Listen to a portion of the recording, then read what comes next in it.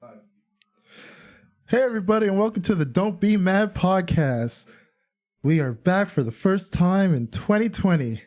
Had a little extended break, because the studio wasn't available, but hey, we got to take a little bit more of a breather and enjoy ourselves for another Tuesday to ourselves. I'm your boy Matthew, aka Lefty Lucky, and I'm joined here as always with Jason. What's up? And as you can see, Jason is sitting in Jamali's customary spot. Jamali couldn't be with us at the moment. He has a few things going on, and respectable. We allow him to take care of his business because a man's got to do what a man's got to do. It's all right. This spot is comfy. That's why it takes all the time. I was real close to him, but I was like, I miss my squeaky rocking chair. It's been too long, right, buddy? No. So let's kick off the new year we ended the old one. New Year and 100th episode too. That's true. 100 episodes. Imagine that. We've done this 100 times. Hey, that's good. Can't complain. Goodness. That's a good thing. That's a good feeling. Yeah. Let's not get Savi at first. Let's lead our way into Savi. How was your holidays? Holidays was good, man. I can't complain. Didn't really do too much. Nothing really happened. Had family over for like New Year's and all that kind of stuff. Christmas was good. All in all, can't complain. Just, try to relax as much as possible. Still looking for a place. So all that put together. So cool, so man. Much shit. Yeah, no, pretty much the same on my side too. It was a lot of family, a lot of either family parties and get-togethers or friend parties and get-togethers.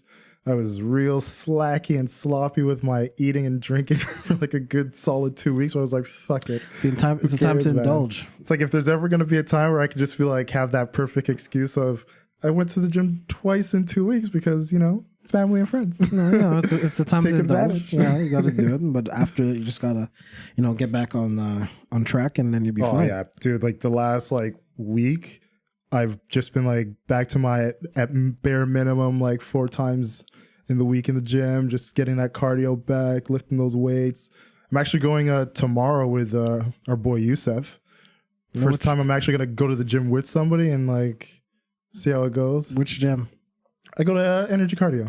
I don't want to give him a free press or anything. Okay, yeah, yeah. Okay. I go there. We're gonna go together because he wants to try to do some personal records. I was like, shit, I'll go for some personal records myself, man. Let's do it. That's cool. Yeah, man. It's going to be a good time. Cool. It's going to be a good time. I'm just trying to get that summer body by spring. You know what I'm saying? Work hard, man. Exactly, it's go to the gym. Let's get it early. 5 to 7 days a week and you can do it. But, it's dedication and everything That's that. essentially what I'm doing, man. Yeah. Dedicated. Yeah, when I move out, when I get everything settled out when I move, then I'll be really dedicated to the gym because I have more time to do it. Right now, I just haven't had time because, I'm looking for a place. Focus on the move, man. Looking for a place. So that's the thing. And I just it's harder to find a place too around the time because there's not as many availabilities because most of the availabilities are going to be known around March, April. And then they're pretty much trying to set up for that, what is it, June 1st or July 1st, whichever. Mm-hmm. Yeah. So it's now it's literally just slim pickings. But I mean, if you find something, you find something. Keep tracking. I would prefer doing it now because, I don't want to have to deal with the hassle of June, July, and everything like that. That's why I don't mind. It's not super, super cold for me not to say, okay, it's too cold to move. But in the summertime, it's too hot. Try to avoid February, man. We know it's going to dip. Yeah, it's going to get real cold. We know it's going to dip in February. If by February you haven't found it, I would just say hold off till March. Might have to do that, unfortunately. But, we'll see how it goes. So, the world almost went to war. World War III. We're all trying to enjoy our holidays, have our eggnog with rum, and next thing you know, we hear about U.S. Embassy getting attacked, and a second in command getting blown to bits, literally. Well, listen, I don't know what the hell's going on with the world, but all I know is I'm going to try to find the deepest bunker in Montreal. Set up shop. And that's the crazy thing, because when all this shit was happening, I was just like, you know what?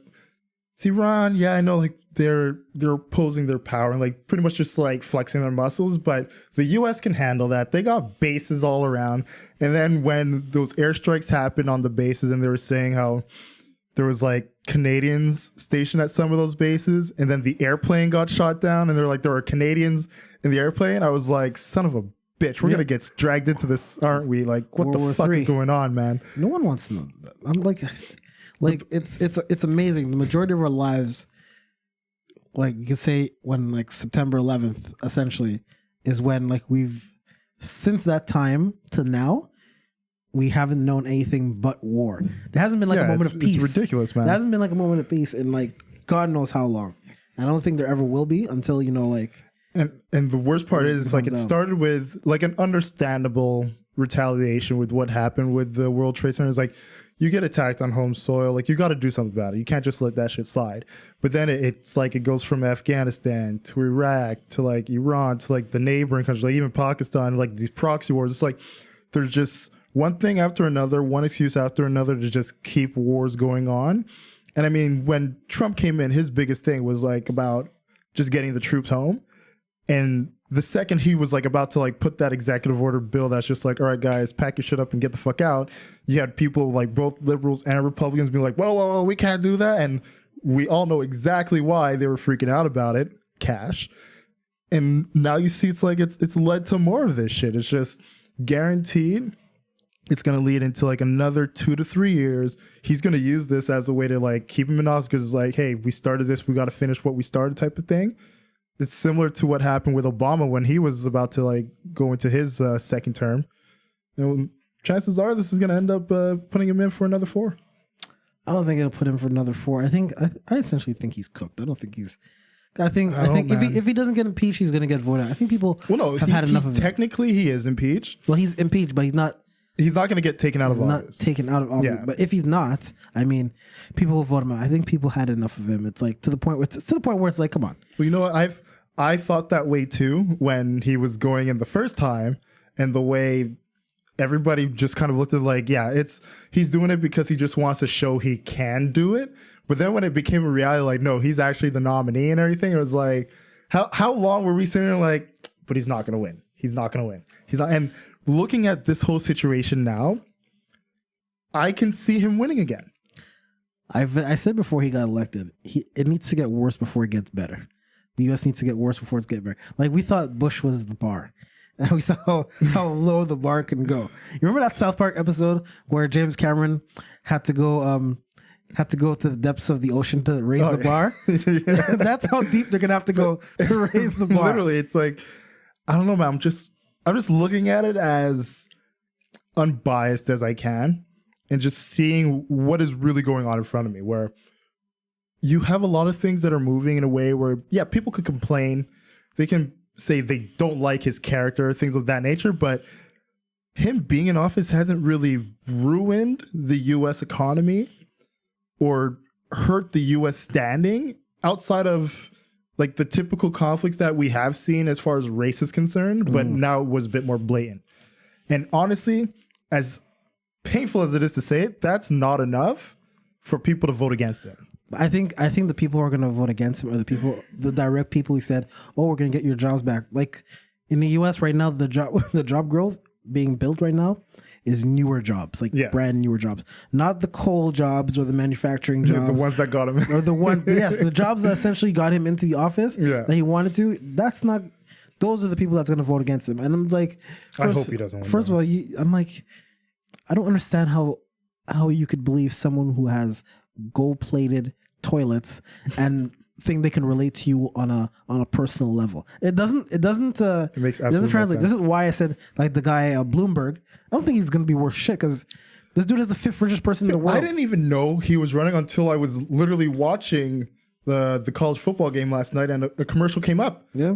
I was like, wait, when the hell did this happen? Bloomberg is 5th or 6th richest. I can't remember what richest he is anymore. But I know he's up there, but it's just like, and he was a Republican for most of his life. I'm like, so it's that easy to switch and just say, "Oh, I'm running against it." That's like, no. People don't want billionaires and all that stuff anymore. Just excuse me. That's why I said you get Joe Biden there. Bernie Sanders is too old. He's going to die in office. Joe Biden can't know that he's just as senile.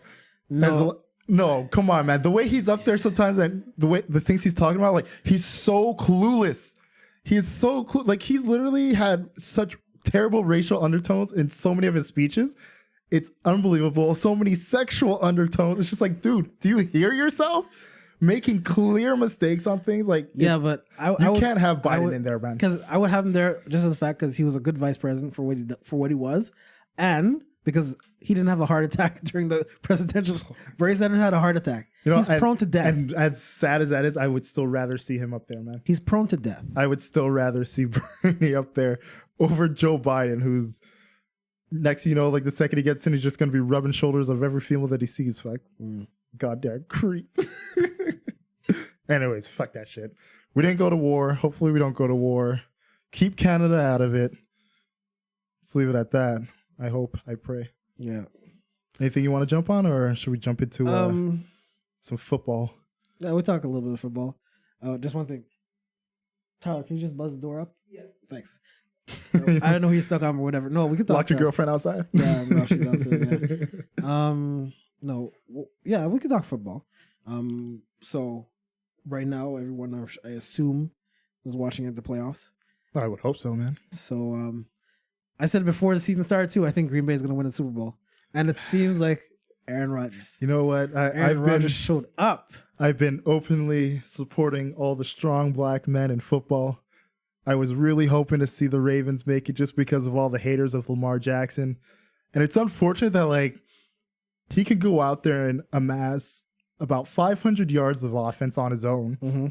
And still come away with a lot just because of bad mistakes, he's going to win the MVP though. That's the regular season. That's pretty much a lock. But it's it sucks to see that's how he gets taken out. And then you have these people using that one game as this is why you should have passed on. It's one game. You had a whole season of this guy tearing people apart. Any as you can see what happened with the Patriots and against the Titans. Yeah. Any team could beat any team in the NFL. I don't care if you're 0-16. You put the 0-16 Lions in one playoff game, they can get lucky that one game and win. Yeah. You don't, because these are grown men too, so you never know who's going to win. And look, you got to tip your hat to Derrick Henry, who I think they were saying he's the only player to amass 180 plus yards in 3 straight games. And that within itself just lets you know how incredibly important he is to that Titans offense. And since Ryan Tannehill took over that offense, they've been one of the top scoring offenses in the league. Mm-hmm. Obviously, mostly because of what Derrick Henry's been doing as far as he reminds me of Marshawn Lynch when he was a bit younger, that just beast mode. It's like beast mode 2.0, but we got to give Derrick Henry his own name. Yeah. Because to me, watching him just burst through the lines and just hit that second phase, insane, man. Yeah, that was Titans are doing good stuff this season.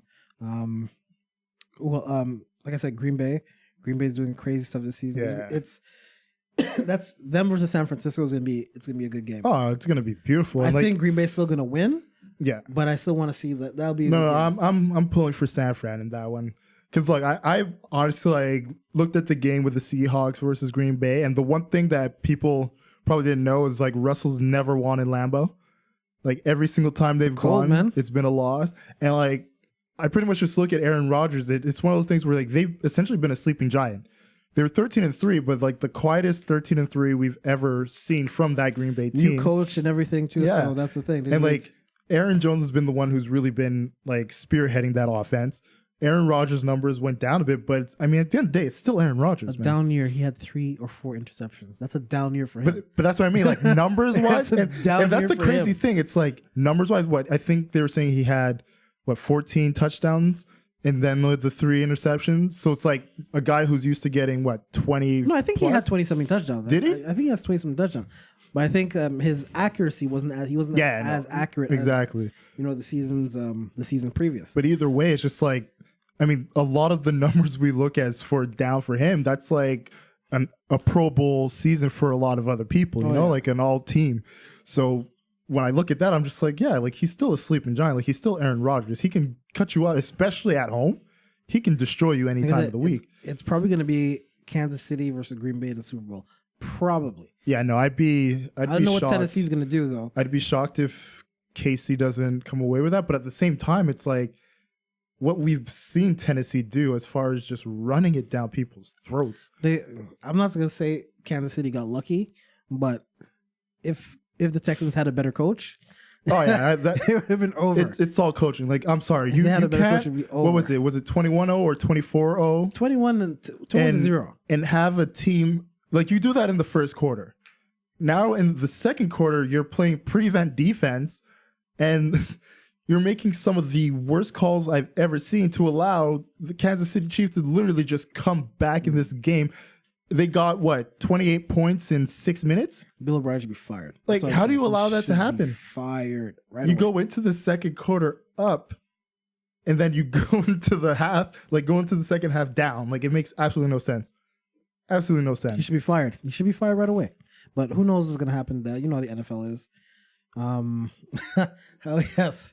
The Giants. I have to talk about them because I always laugh at the New York Giants expense. Oh, Jamali's not here. It's like, they got him. Who did they get? The quarterback well, coach? they got rid of Pat Shurmur, who's now our offensive coordinator, which, Oh, jeez. I mean, From bad to worse? I don't know, man. I don't know. You guys are never making Like, I was perfectly fine with firing the offensive coordinator because I felt like we needed somebody who could work with a young talent like Drew Lock. But to bring in a guy who only really unlocked Daniel Jones for like 3 out of the weeks that he played, I'm worried about that, you know? And it's like you also had a better running back over there in Saquon Barkley, who you damn near destroyed running him into the ground. Running him to the ground for nothing. And now, I don't know, man. I don't know. Now the Giants have some unknown coach. I have no idea who he is. It looks like another losing season for that team. Yeah, no. Who'd they end up picking up? Joe Judge, Joe Judge, the special teams coach or whatever. Special team or quarterback. I don't even know. Man. Quarterback coach for the Patriots. And like the crazy thing about it is like, okay, you have Dallas who pick up McCaffrey. McCarthy, sorry. McCarthy, and, yeah, that wasn't a good one either. But I looked at that, I'm thinking, coach. I'm looking at like you have a team in Dallas who, right now defensively they're good. They could still use a bit of improvement, but I mean that's in any situation. But you really want that offense to like become a lock, and you have Marvin Lewis sitting there.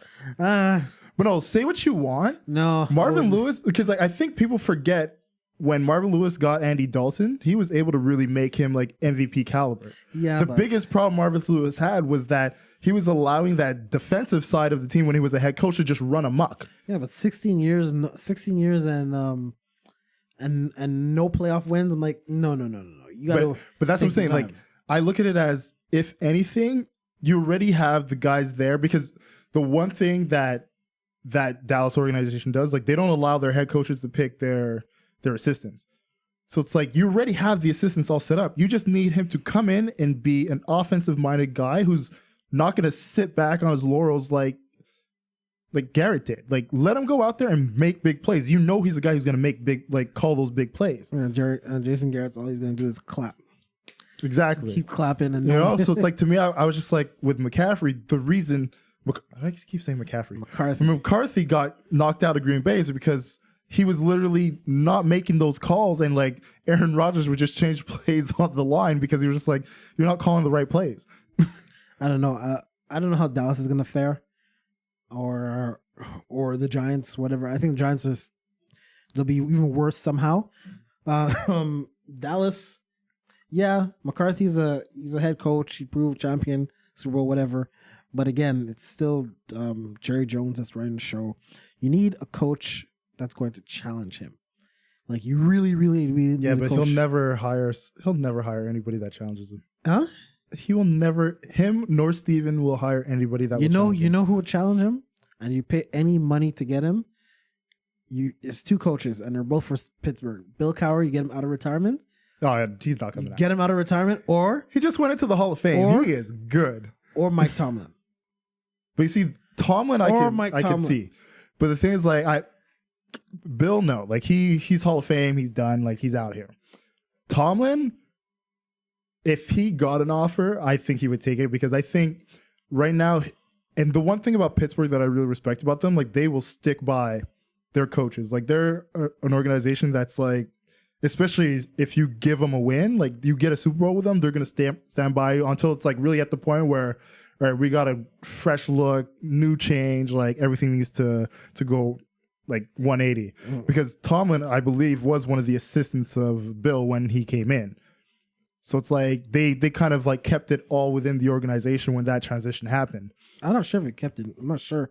Yeah, if I'm remembering correctly, I mean, don't know. Listeners, you can correct me if I'm wrong, but I'm quite sure Mike Tomlin was already in that coaching staff, and he just got the promotion essentially, if I'm not mistaken. Hey, that's good. But if he can get that job from Dallas, because that's the way you could challenge Jerry Jones. You got to challenge the dude because he's going to do stuff he wants. Same thing with McCarthy. He's going to tell McCarthy what to do. McCarthy's going to be like, yeah, sure. Because he wants to keep that job. But who knows how it goes. But did you see, speaking of Pittsburgh Steelers, did you see Antonio Brown? Oh, man. Before we get into that, because we'll get into that, I want to give your boy congratulations on going into retirement. Antonio Gates. Yeah, I saw it. Look, I may hate your Chargers for all the right reasons, but I've always respected a lot of the people that have played on your team. Antonio Gates being one of them. Had a great career. I won't say unfortunately. Maybe unfortunately for you. Never won a chippy. But he's still going in the Hall of Fame as the greatest tight end. 100%. The greatest tight end of all time. I don't care what anyone says. Most touchdowns, most yards. That's it. If Drew Brees says it, if Drew Brees says it, then I'm patting him on the back, but don't get too crazy. Drew Brees had Jimmy Graham for who knows how many years. Shannon Sharp, Tony Gonzalez, not even close. Antonio Gates. Not even close. It's not even close. Shannon Sharp is not even in that conversation. Shannon Sharp, three chippy Shannon Sharp. Yes, he is. He's not even in that conversation. 3 chippies. Lucky chippies. That's what not even lucky. He was a pivotal part of all those offenses. Listen, this is what I'm telling you. But as I was saying, I was patting him on the back. Tony Gonzalez is the only one I would put close. Antonio Gates was a beast. Oh, I'm not saying he wasn't. The greatest of all time. First ballot Hall of Famer. Greatest tight end of all time. He will be a first ballot Hall of Famer. That everyone say, Gronkowski's gonna be the best. No, Gronkowski was so injury prone. This dude played with a cast his injury prone is the reason why he retired as early as he did. But you can't look at Gronkowski and not think he was one of the greats to ever play that position. Not better than Gates. As far as impact is concerned, I would say yes. Do you realize at all the Super Bowls that the Patriots won, Gronkowski was injured for every single one of them? Dude, he was pretty much injured his whole fucking career. That's what I'm saying. So he had no impact on them winning Super Bowls. Dude, check the stats, bro. Probably getting to the Super Bowl, but not playing for a Super Bowl. He has been a pivotal part of everything. Like every season he's been in. Pivotal part. Listen, what is it? Is this Steven Gostkowski or had more impact than Gronkowski in winning Super Bowls? Or Adam Vinatieri? I can't remember. All these kickers sound the same. I can't remember. You got to respect Gronk, man. No, I respect him. I think there was maybe one. It was either the first or the second one that they won where injury was an issue, but all the others he was there. Big impact.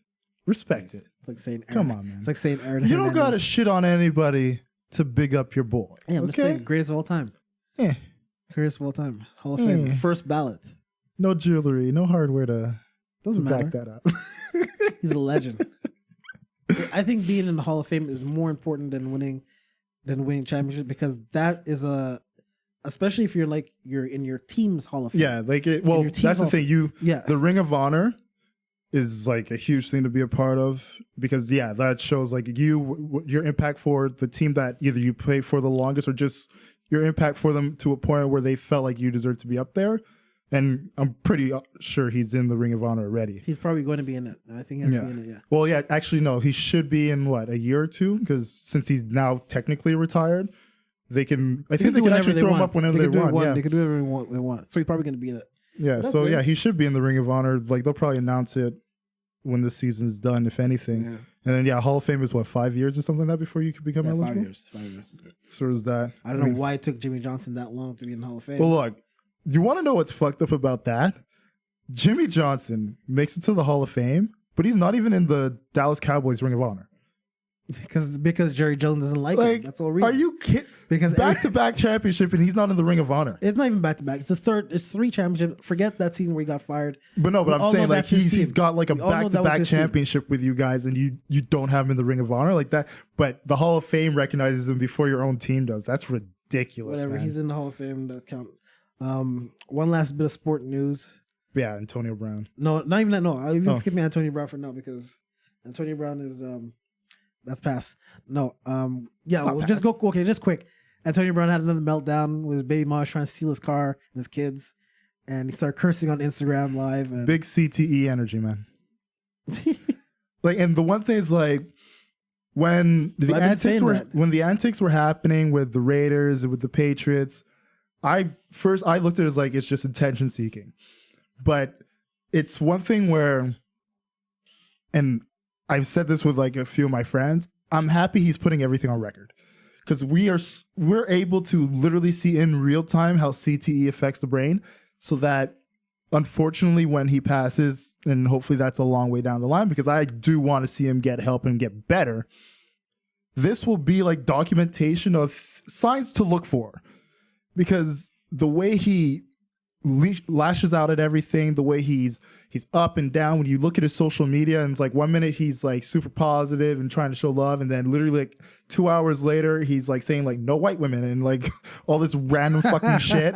It's like we're seeing in real time the effects of CTE. Devontae perfect. After that hit, that Devontae No, perfect and that's the thing. that's like, where it started. It's that's, literally that, and that's when it started. He was like out for like 4 minutes. We know like you can't test the brain for CTE until the person's passed away, but we always wanted to know like what are the signs to like look for. And I feel like if there's ever been a case study on what we will find in the brain when a person passes, it's Antonio Brown. Oh yeah. Like without a doubt, man. Like you can't be like you're on your property yelling at cops over your baby mother, and like apparently like he was saying she tried to steal a car, like one of his cars, and then but the thing like she said no, she was just going there to get one of their children's like belongings, and she was the one who called like the police over just to like do like a standby so he wouldn't act irrational and violent. So you have him like cursing at the cops, and then like 2 seconds later being like, I love you, Papi, get him safe, go in the car with the cops. And it's like these bitch ass cops. It's like, dude, what the fuck, man? Yeah, the CTE is strong with him, man. Oh my God. It's like it's ridiculous to see, but at the same time it's sad to see, because it's like, dude, like such like a lot of times we talk about how like people throw away their talent because of like either drug abuse or like breaking the law, things of this nature. Him, it's just like it's a mental issue. Like it. And the fact that it's like there's really nothing we can do about it unless he decides to go out and get help on his own. It's like we just have to watch this train wreck happen. I hope he gets help. I hope so too. Hope he gets all the help he needs, because right now it's not looking good. And hey man, get yourself right first. Fucking hell, to say, no, but last bit of news. So the Houston Astros are cheaters of the worst kind. Screwed my Yankees out of a World Series visit. Screwed my Dodgers out of the World Series. Fuck your Dodgers. We were in the World Series. We were actually in the World Series. Fuck your Dodgers. We were in the World Series. And you know what?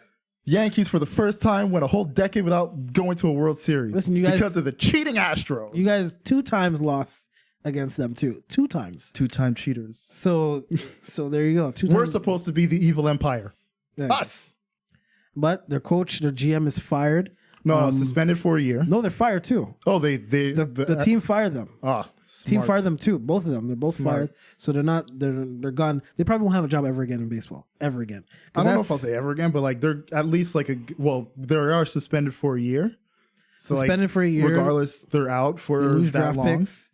They lose $5 million. Yeah, they lose their first round and second round picks, $5 million, which I mean $5 million is pretty much nothing to them. But like the first and second round draft picks is huge. All the draft picks. Yeah, like all of them are gone. They're that's gonna set them back for a long, long time. The only saving grace they have in this is like they still have a very young team. But you see, that's the problem now, is because they said the punishments aren't done yet, because they said if the coaches, if the managers were on it, that means the players were in it too, because they had to be picking up what was going on. Yeah. So to actually execute on what was going on. Chances are, if they have any proof of who was actually doing the banging and things like that, those guys are going to be the ones. So it's like the person who was banging, the person who was yelling, those people, if they can figure out who they are, they're going to be players. You got to suspend some of the players too. It's like, come on. And it's like, this is something that, I will commend Major League Baseball for doing, because you have a situation where for a fact like a team cheated, and I'm like, yeah, like if you're able to read someone's signs, read them. Like that's That's part of the game. Like if you're not hiding your signs, if you're making your signs visible and we can read them, we're gonna read them. But when you're like using a TV to call the signs and then like you're banging on a trash can and you're yelling in the dugout, like that's a level where it's like you're making it so blatant that we have to come down on you. Yeah. And this level of coming down is like good for you. NFL takes some tips because you find out the Patriots cheated. They're recording using the Kraft Productions, whatever. And what's the punishment? That shit is so fake. You know, like you have to make a punishment severe enough that no other team is going to want to go out and try to even attempt this type of level of cheating. Yeah. You know, like when we see what happened to the Astros, no other team is going to be like, all right, we're not doing this. Like we're not even going to. But NFL is a little bit harsher though, because they said the next time they catch Belichick in something, it's banishment from the league. So that means he's banished from the league, can't come back. That's what I mean. It's like that's why he the threw next Tom Brady. time. It's like it shouldn't have to be a conversation of we saw this happen. Now it's the next time. Like Spygate has happened before. Yeah. You know, this is Spygate number 2. You know, you had Deflategate. You've had so many different situations that it's like it's not like this was the first time you've been caught doing an act of cheating, and now we're sending you this. If it happens again, you're banished. This is like strike 3. How is it not an issue? When you have rich owners of teams, you can get away with a lot. Yeah, you have to show the perception as if the league is doing something. However, Robert Kraft is one of the richest people in the NFL.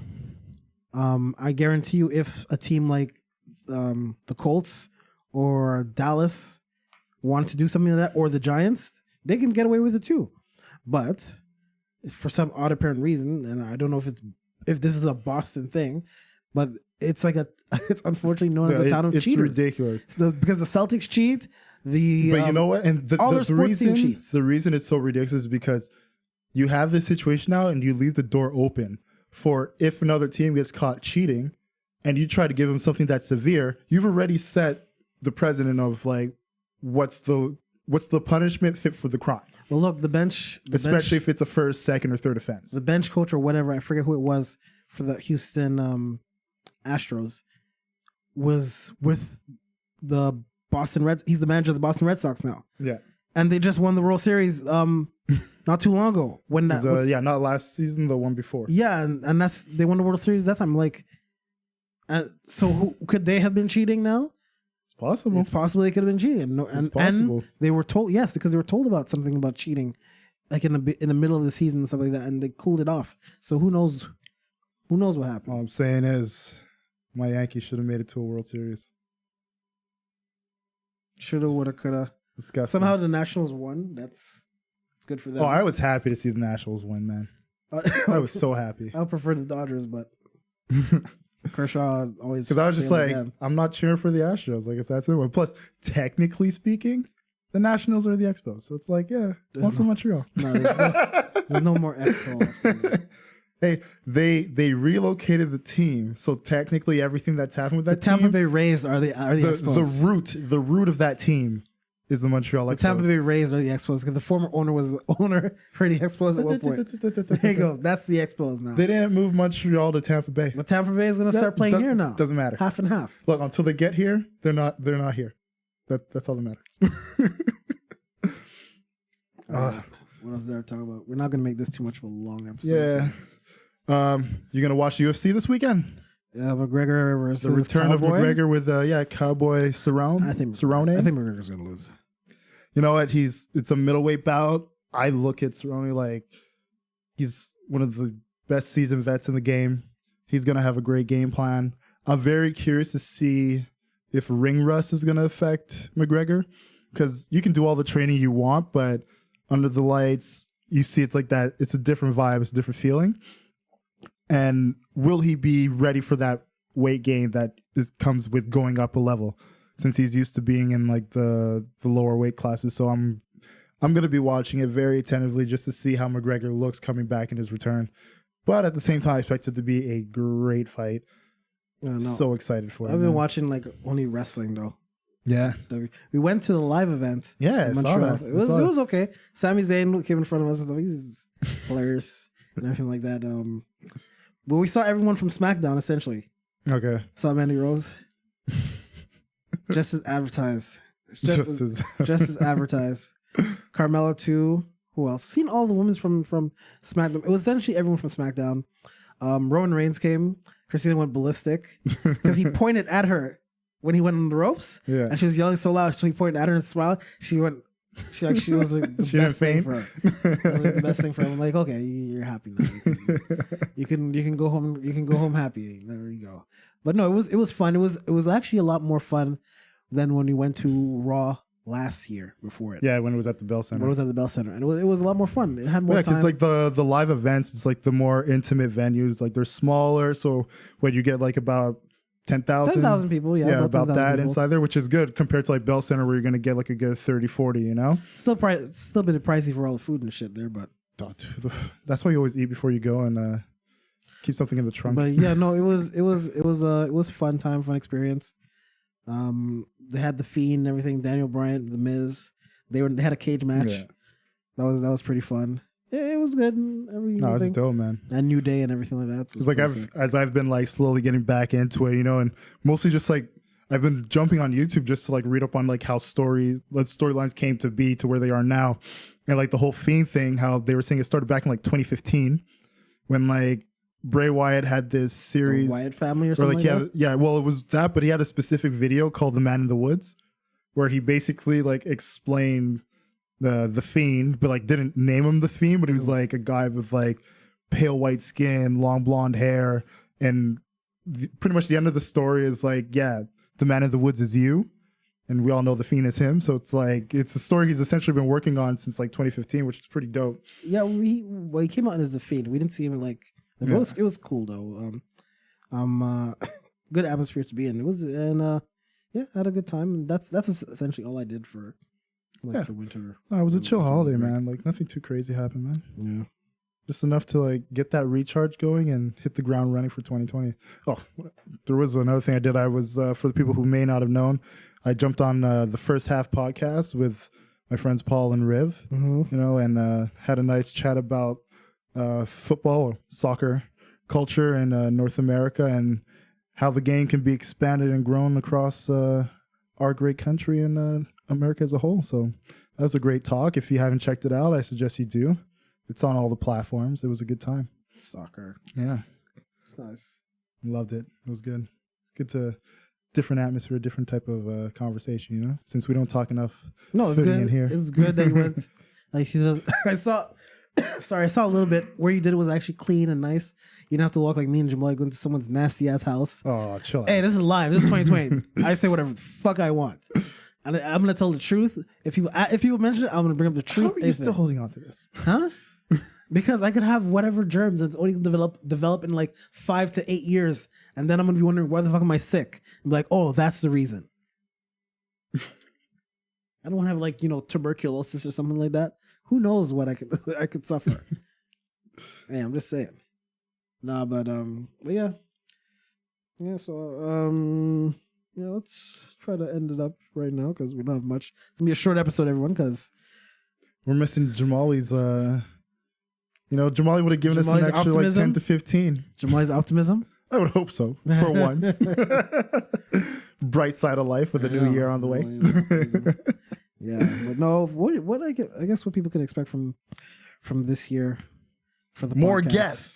guests, us talking more shit, more production, more blatant, more flagrant, truth, more smacking you in the face. I want to get like the community more involved in terms like of the website thing, more energy. Yeah. Maybe an event here and there or two. I guess we'll show up more on other podcasts too if we have the time, and we should have the time to do anyway. So. This is the year where we're basically going to be spreading our wings, and I mean, like, we don't want to say too much because one thing I was even like talking to a few people about is talking about things less and just doing things and showing people it. Yeah. Like when it came to like the First Half pod, when the idea came up to me for like be a part of it, I was like, all right, I'm not going to tell people till it's a done deal and we're doing it, Because a lot of times you'll have sit downs with people, you have chats with them. And I mean, like I've had chats with people who say they want to come on the pod and, I'll try to like set up a date with them and it's like pulling hairs, like Got to make a schedule. Like I got to make that kind of Calendly thing. Just put them in. Okay, so you come for this. Well, day? that's what I'm doing now. Like anybody that I've been talking to, I've been like, look, this is a date that we could do it, and when the You're date booked comes for that close, day. we're gonna let you know. So that's pretty much how we're gonna be hitting the Akeem. ground. Speaking of Akeem, just like messaged, he's saying that, for the 100, he wanted to be here for the 100 episode. I forgot Akeem was there, but Akeem's schedule is like all over the place.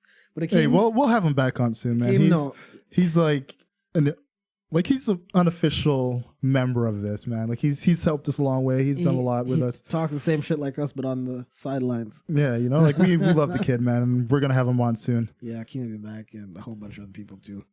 But yeah, that's all I got to say. Same, man. So as always, guys, thank you all for tuning in.